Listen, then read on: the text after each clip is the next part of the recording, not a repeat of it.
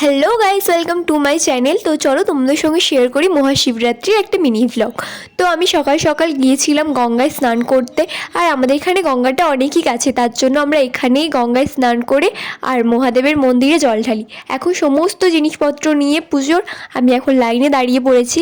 আর তোমরা কারা কারা মহাশিবরাত্রিতে মহাদেবের মাথায় জল ঢালো আমাকে অবশ্যই জানিও কমেন্টে।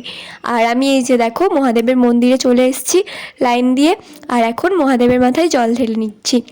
তো আমি, মা, বোন সবাই মিলে গিয়েছিলাম। আর দেখো কত ভিড় হয়েছে।